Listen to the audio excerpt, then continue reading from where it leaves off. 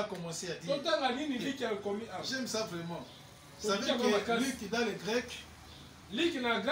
il a écrit une littérature vraiment bien raffinée. Vraiment comme il savait. Et nous lisons Luc chapitre 2, verset 49. Au travers de lui, c'est maintenant que Jésus commence à parler. Luc chapitre 2, 49. Luc chapitre 2, verset 49. Il leur dit, pourquoi me cherchez-vous? Pourquoi me cherchiez-vous? Ne saviez-vous pas qu'il faut que je m'occupe des affaires de mon Père? Il a dit cela dans quel contexte? C'est lorsque il avait l'âge de 12 ans. Et qu'avec toute sa famille, ils ont quitté Nazareth jusqu'à Jérusalem pour célébrer la fête de Pâques. Après la fête, alors maintenant les gens pouvaient rentrer. Après avoir passé autant de jours à Jérusalem. Mais il y avait beaucoup de gens. Ceux qui venaient de la Galilée, ceux qui venaient de partout. Ils se retrouvaient à Jérusalem pour la grande fête de Pâques. Alors sur le chemin retour, les parents ont fait la marche, je crois que c'est 3 jours comme ça. Comme il y avait beaucoup de gens, ils causaient, ils parlaient tout ça. Maintenant les parents humains de Jésus, ils savaient que Jésus était avec eux. Il avait l'âge de 12 ans. Samuel, tu as quel âge? Tu as 12 ans? Tu as 14 ans. Donc tu es un peu aimé par rapport à Jésus. Et Jésus avait l'âge de 12 ans. Pendant ce temps-là. Mais après avoir fait, je m'excuse bien, tu peux m'aider là. Il a fait combien? Une journée de voyage, quoi. Une journée de voyage. Hein, les parents, tout ça là. C'est 3 journées, une journée. Je crois qu'ils ont fait toute une journée. Hein. Monsieur, on va revoir ça. Les parents regardent de gauche à droite. Ils cherchent leurs garçons. Leurs garçons. Où est Jésus? Où est notre fils? Ils sont allés voir les compagnons de voyage. Ils ne trouvent pas Jésus. Ils les cherchent, ils les cherchent. Ils n'ont pas retrouvé Jésus. Et les parents l'ont cherché avec beaucoup d'angoisse, beaucoup d'amertume. Ils étaient maintenant obligés de faire volte-face à Jérusalem. Alléluia. Amen. Ça, c'est le contexte. Hein, et quand ils sont arrivés à Jérusalem, ils ont regardé dans les temples. Ils ont vu un jeune homme, un adolescent. Il était là au milieu des grands personnages. Au milieu là.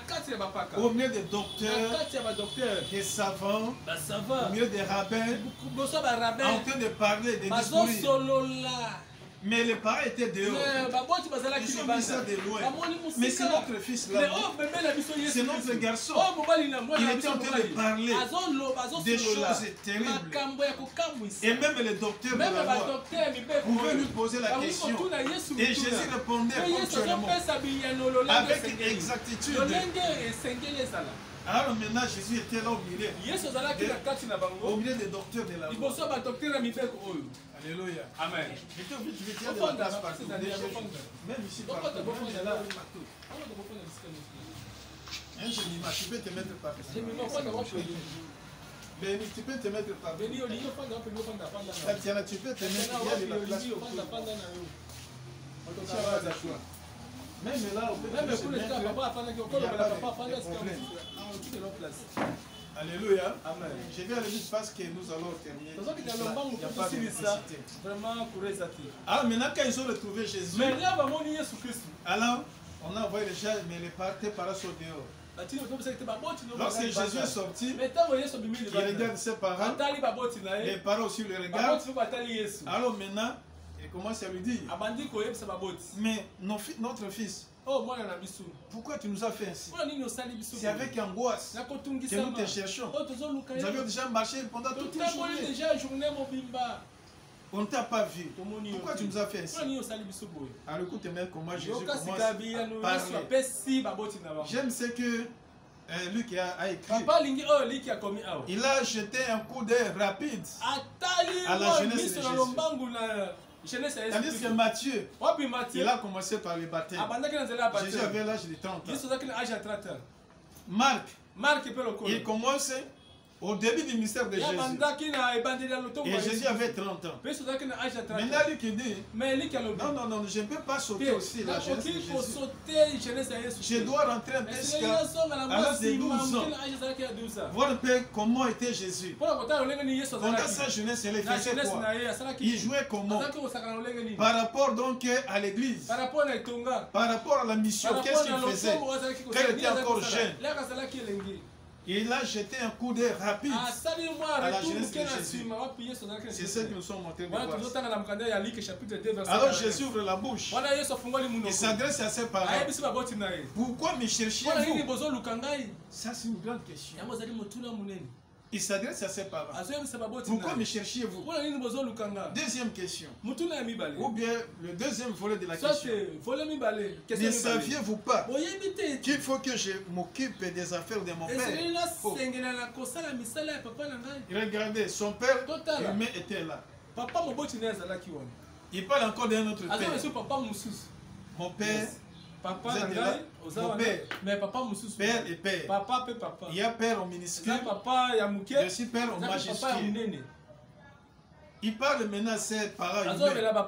Ne saviez-vous pas que je devais m'occuper des affaires de mon père? Ah bon? Ici, qu'est-ce que nous pouvons comprendre? Jésus-Christ, depuis son enfance, il avait une conscience claire. Il avait une vision claire de son identité. En tant que fils de Dieu, il avait une vision claire de son identité de nature, de ce qu'il était. Ça, c'est extraordinaire. Un petit garçon de 12 ans. Il connaît pourquoi il est venu au monde. Il connaît la mission qu'il a à faire. Il connaît son identité. Et regardez bien, beaucoup de chrétiens nous sommes là. Nous avons fait des années à l'église. Et nous sommes en train même de vieillir à l'église. Mais souvent, on ne parvient pas à découvrir notre identité de nature. Identité, ça dit qui es-tu?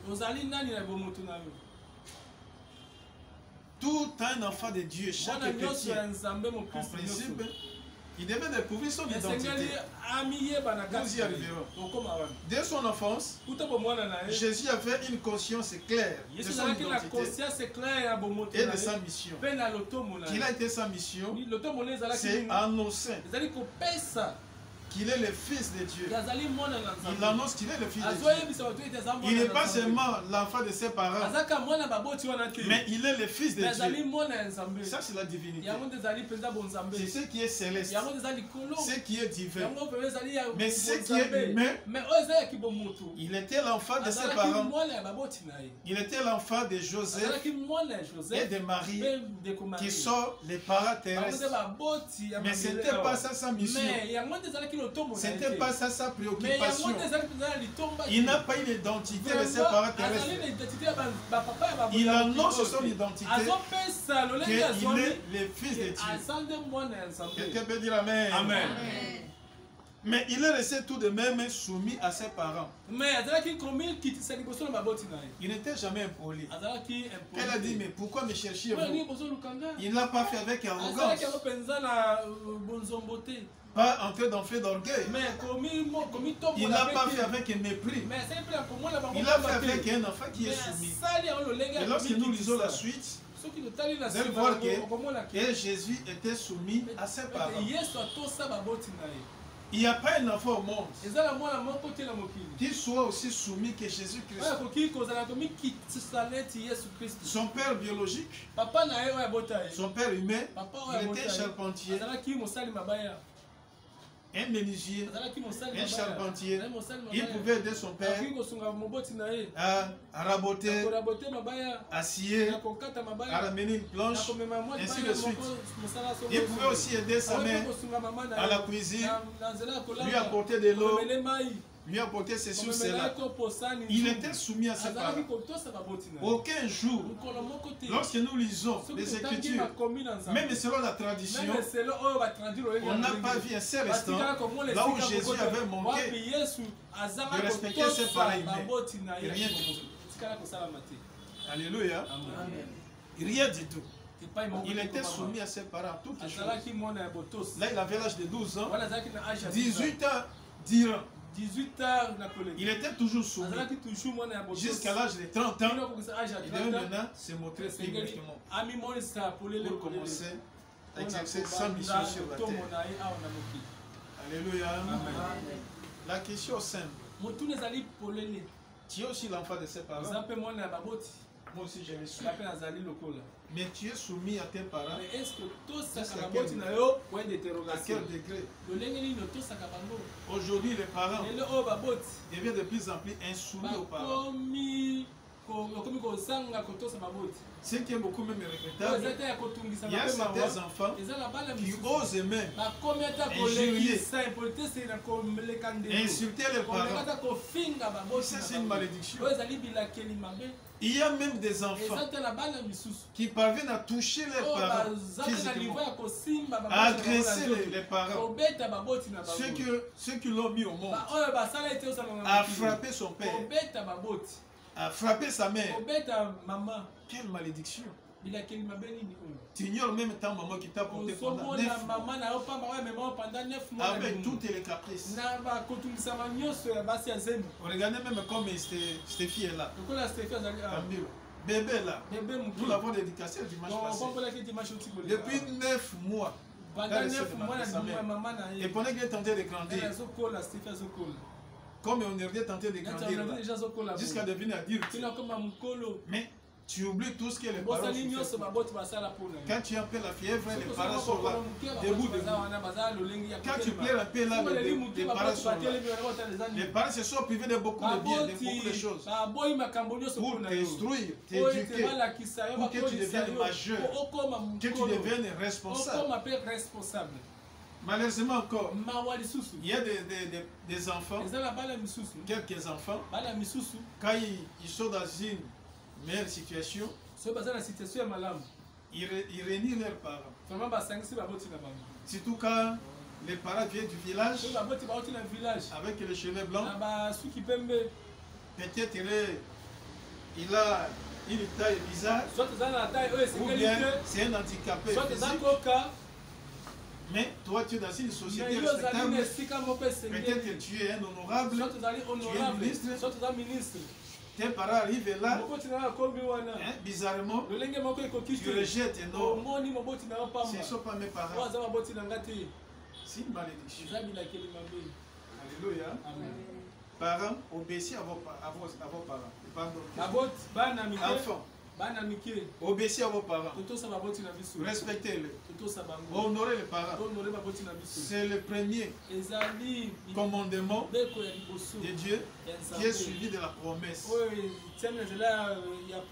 La promesse c'est quoi ici? Afin que tu vives longtemps. Alléluia. Lorsque les enfants apprennent à obéir à leurs parents, c'est la longévité. Avoir une vie longue. Tu ne vas pas mourir précocement. Ce n'est pas quand même normal que les parents enterrent leurs enfants. Ça, c'est une inversion des valeurs. Mais au contraire, ce sont les enfants qui devaient enterrer les parents d'une manière chronologique. Moi, j'ai dit chez moi, moi, je ne vais enterrer aucun de mes enfants. Si Dieu m'est favorable, qu'il écoute, qu'il exauce ma prière. Moi, je ne vais pas enterrer mes enfants. Mais ce sont mes enfants qui doivent m'enterrer. Parce que je suis arrivé à la fin de ma course. J'ai fait ce que je devais faire. Les enfants vont continuer à vivre. Lorsque mon jour arrive, c'est à eux de m'enterrer. Alléluia. Alors revenons ici maintenant à la question. Ici, lui qui commence l'évangile par la question. Une question à deux volets. Le premier volet. Pourquoi me cherchiez-vous? Pourquoi me cherchiez-vous? Pourquoi tu cherches Jésus? Pourquoi moi je cherche Jésus? Deuxième volet. Ne saviez-vous pas que je devais m'occuper des affaires de mon Père?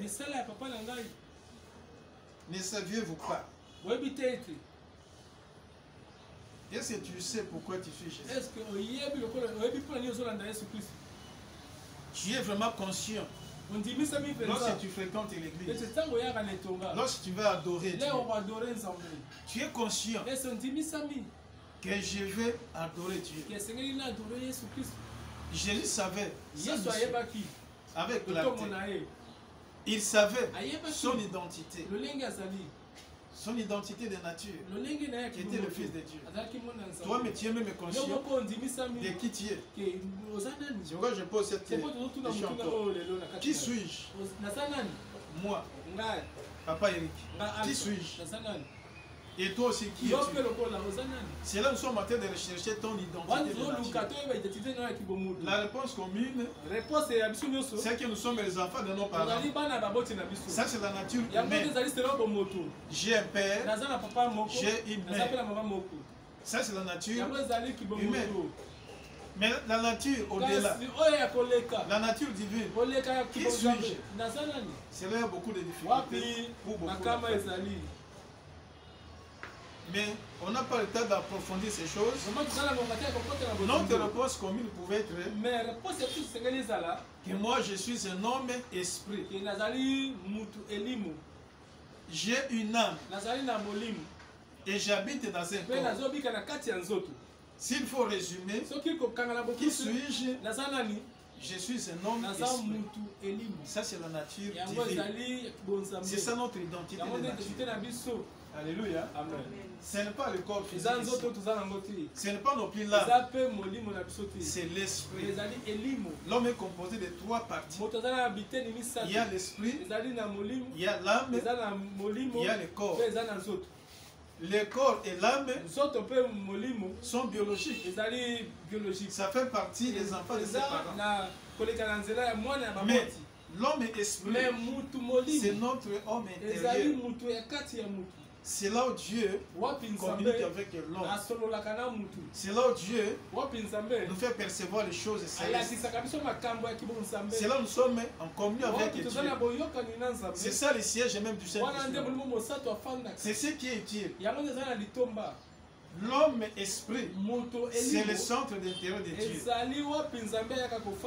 Quelqu'un peut être handicapé physique, mais lorsqu'il a la nature de Dieu, il a plus de valeur. Alléluia. Amen. Quelqu'un peut paraître très beau, brillant, mais s'il n'a pas Dieu, c'est zéro. Son esprit c'est nul, c'est rien. Mais tu peux prendre un pauvre pécheur, un pécheur, comme le Wagenia,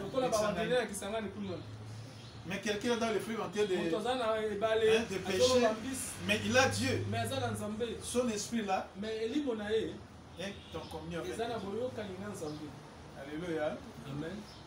Là, je sais que ça vous ne comprenez pas. Parce que ça va demander des heures, avec beaucoup de versets bibliques. Nous ne sommes pas là aujourd'hui. Donc la question, pourquoi me cherchiez-vous? Je te repose la question, pourquoi cherches-tu Jésus? Deuxième aspect, ne saviez-vous pas que je devais m'occuper des affaires de mon Père? Jésus savait qu'il a un Père. Il devait se soumettre à lui et accomplir sa mission sur la terre. Il savait pourquoi il était venu au monde, pour sauver l'humanité. C'est pourquoi on l'a appelé par Luc qu'il est le Fils de l'homme. Alléluia. Amen. Amen. Amen. Il est le Fils de l'homme. Ça c'est l'homme Luc. Mais Jésus est le Fils de Dieu. Lorsque nous allons voir maintenant Jean, chaque fois de la divinité de Jésus, tous les aspects. Quand il voit Jésus, il voit directement Dieu. Quel a vu Jésus? Voici l'agneau de Dieu, l'ôte du péché du monde. Quand il voit Jésus, il voit directement Dieu.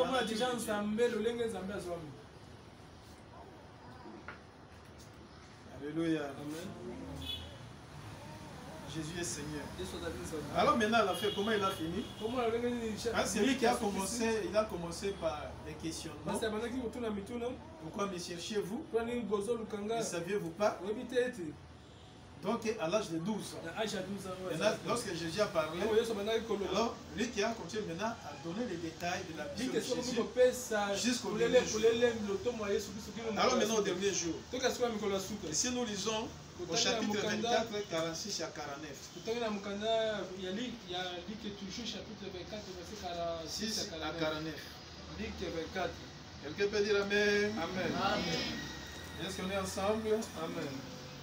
Et il leur dit, ainsi il est écrit que le Christ souffrirait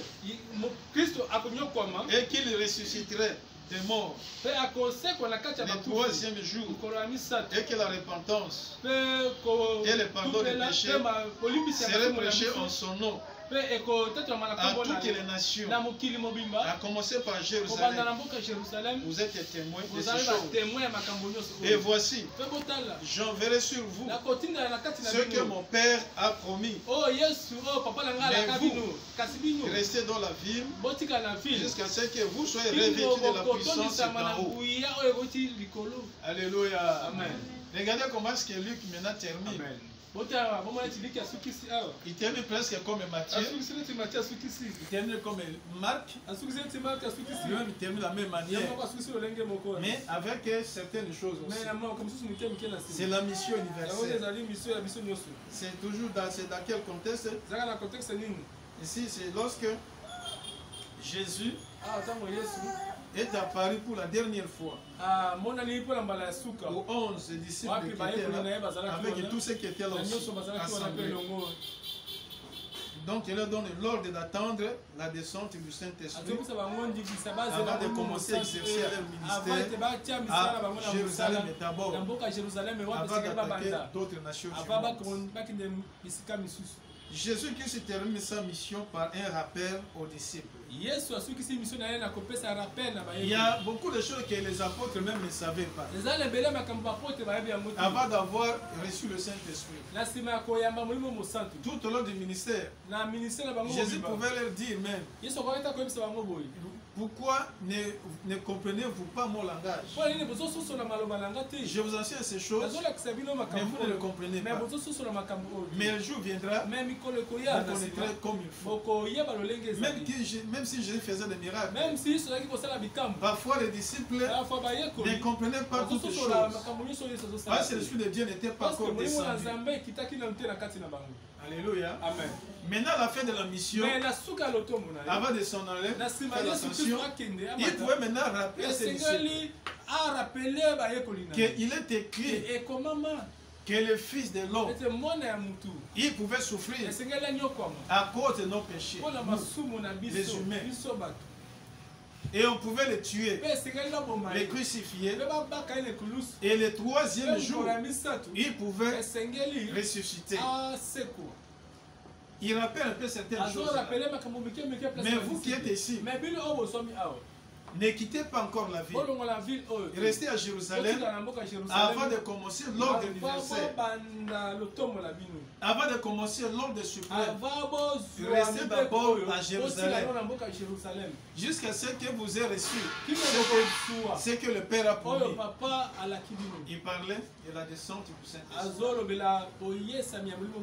Alléluia. Amen. Si tu es chrétien, si tu n'es pas encore baptisé du Saint-Esprit, Ta vie chrétienne sera une vie en dehors de ci. En dehors de ci. Aujourd'hui, tu es un peu spirituel. Tu as parlé un peu en langue aujourd'hui. Tu t'es senti plus près de Dieu. Mais dans d'autres situations, tu rechutes. Comme coronavirus est venu, tu rechutes. Tu as perdu la fraîcheur spirituelle. Et quand même on va reprendre les activités de l'église, vous allez voir beaucoup vont commencer avec beaucoup d'indolence. Vous avez perdu l'élan. Vous êtes tombé si bas. Vous êtes tombé si bas. Hein? Et une vie en date de ça. Mais la vie de chrétien normal devait aller comme une flèche, tout droit. S'il faut monter ça, monte. Et non faire des ondulations comme ça. Kita. Ça c'est quel genre de vie? Et on oublie que Jésus revient. Voilà la raison pour laquelle nous avons besoin du Saint-Esprit. Alléluia. L'Esprit de Dieu est venu demeurer en nous. Il est venu rappeler ce que Jésus nous a dit. C'est le Saint-Esprit qui donne la puissance de témoigner Jésus-Christ sans crainte ni honte. C'est le Saint-Esprit qui nous donne à persévérer, même si à la tribulation, la persécution, nous tenons toujours bon. Cette force-là n'est pas naturelle. C'est l'Esprit de Dieu qui agit. Alléluia. On te tue là. Tu es en train de chanter des louanges. On te tue là. On te tue là. Tu adores le Seigneur. Regardez, mais c'était comme Étienne. À la croix là-bas. On est en train de le lapider. Il regarde, il sourit. Il dit, oh, je vois Jésus assis à la droite du Seigneur.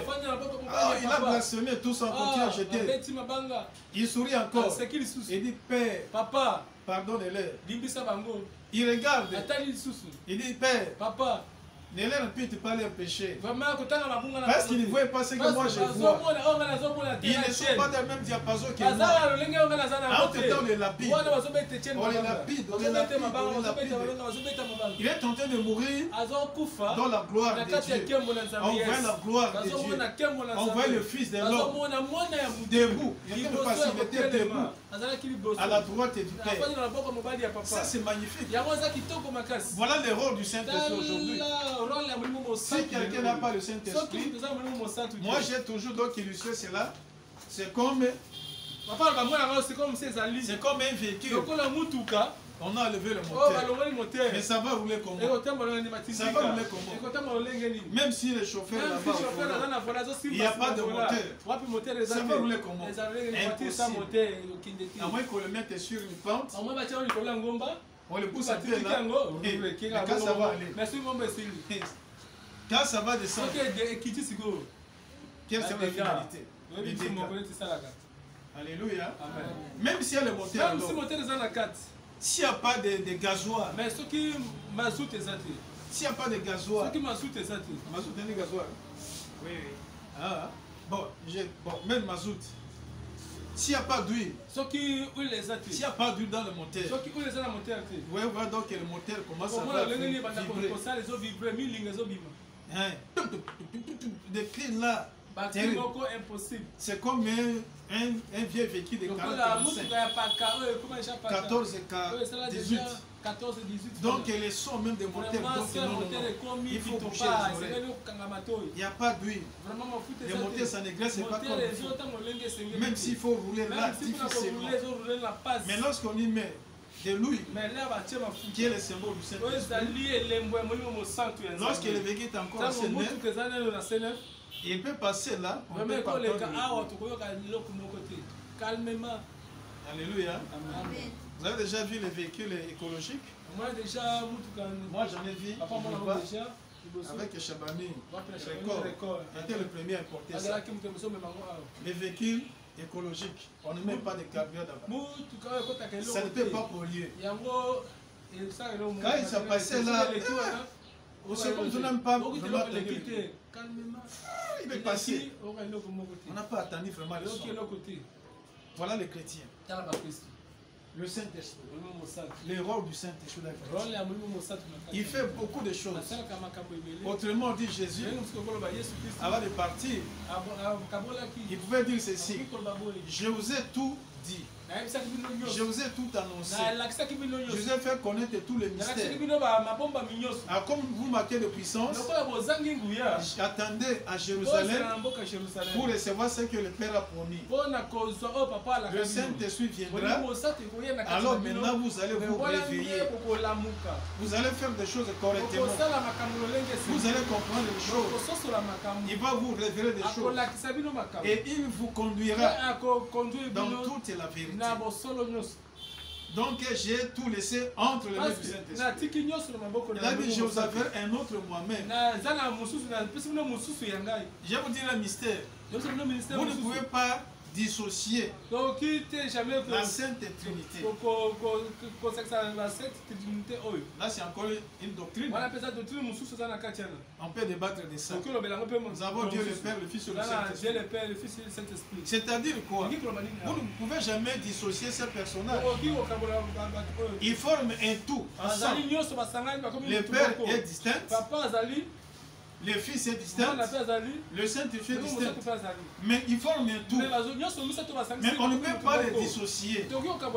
C'est pourquoi on parle de mystère. C'est un mystère. On ne peut pas comprendre ça. C'est un mystère. Quand Jésus dit: je vous avais un autre moi-même, ce n'est pas dire que non, Jésus n'est plus en nous. Il y a des dispensations. Il y a la fonctionnalité. Donc Dieu le Père, il a sa fonction dans la Trinité. La création, tout ça. Le Fils a sa fonction. Le Saint-Esprit a aussi la sienne. Quand Jésus a dit: je vous enverrai un autre moi-même, le Saint-Esprit, c'est-à-dire que lui, il a déjà accompli le plan de la rédemption. Le salut de l'homme. Le reste là pour conduire, il a laissé entre les mains. Mais si toi tu veux résister au Saint-Esprit, comment tu peux arriver à destination? Quelqu'un qui te porte, quelqu'un qui te conduit, qui te rappelle les choses, les paroles, les bonnes paroles que Jésus a dites. Mais toi tu les résistes. Je vous ai laissé le Saint-Esprit. Obéissez à lui. Confiez-vous à lui. Si tu dis au Père, Père, le Père dira quoi? Mais je vous ai envoyé mon Fils. Vous l'avez rejeté. Vous l'avez fait souffrir. Vous l'avez tué. Il a fait ce qu'il devait faire. Dans la Trinité, c'est vraiment un tout là. On ne peut jamais dissocier Père, Fils et Saint-Esprit. Celui qui a le Père a le Fils. Celui qui n'a pas le Fils de Dieu n'a pas aussi Dieu en lui. Et Jésus a dit: moi et mon Père, nous viendrons faire notre demeure en vous. Ce n'est pas que Jésus est sorti de notre vie, mais il est là par le Saint-Esprit. Alléluia. Soyez bénis au nom de Jésus. C'est là où donc Luc a terminé. Et j'aime ça très bien. Quand vous êtes donc dans les descriptions, dans les détails, étape par étape, Luc a écrit de bonnes choses. Comme témoin. Un bon témoin. Parce qu'il était là, il a écouté. Il était un chercheur, un écrivain, un historien. Donc tout ce qu'il entendait de Paul, il écrivait. Lorsqu'on lui a parlé de Jésus, peut-être que lui n'a pas vu Jésus comme ça. Il a rapporté tout ce qu'il lui disait. En tant que chercheur, en tant qu'historien, il a même repris le discours direct. C'est-à-dire que tout ce qui était sorti de la bouche de Jésus, sans interférence, ça c'est intermédiaire, ça c'est notre interprète. Quand je vais terminer ici, tu vas voir peut-être le modérateur va dire: bon, vraiment, monsieur le Seigneur, le passé nous a dit ceci, cela. Il va reproduire certaines choses, sans sa compréhension. Mais il ne va pas reproduire directement ce qui est sorti de ma bouche. Il ne va pas faire ça. Mais dans les évangiles, il y a de ces choses, dans ces paroles, on a joué très important, où on a laissé Jésus lui-même parler. Et Jésus dit, 2 points, allez, on reproduit exactement ce que Jésus a dit. C'est ce qui a de la valeur. C'est ça l'évangile, la bonne nouvelle. Que Dieu vous bénisse et que la grâce du Seigneur soit avec vous. Au nom de Jésus. Amen. Amen. On peut acclamer. Tu vas reprendre cette prière avec moi. Tu vas dire Père Céleste. Père Céleste. Dans le nom de Jésus. Je te remercie pour ta parole. Tu as commencé à nous parler de ta jeunesse, de ton enfance, à l'âge de 12 ans. Et moi je suis au-delà de 12 ans. Seigneur, j'aimerais suivre ton modèle. Je vais être soumis à mes parents en toutes choses pour que je vive longtemps. J'ai besoin maintenant d'être revêtu de ton esprit pour que je sois un témoin efficace, pour témoigner de Jésus dans mon entourage et partout tu m'enverras. Merci Seigneur pour ta parole dans le nom de Jésus. Seigneur Dieu de gloire, notre Père, tu n'as jamais envoyé ta parole en vain. Laisse cette parole soit scellée dans nos cœurs afin que nous puissions la pratiquer chaque jour dans notre vie. Aide-moi, bien-aimé Seigneur, qui l'ont suivi ce matin. Parce que ce qui est sorti de ta bouche, ô Seigneur, a toujours de l'impact pour la transformation de notre vie. Et ta parole, Seigneur, nous assure les saluts dont nous avons besoin. Merci pour ton esprit que tu as introduit en nous. C'est lui qui nous conduit chaque jour. Il nous rappelle tes paroles avec lesquelles, Seigneur, nous sommes qualifiés à être dans ton royaume. Merci pour ces messages. Que le Saint-Esprit les bénisse dans nos cœurs. Au nom de Jésus-Christ. Amen. Amen. Acclamons le Seigneur.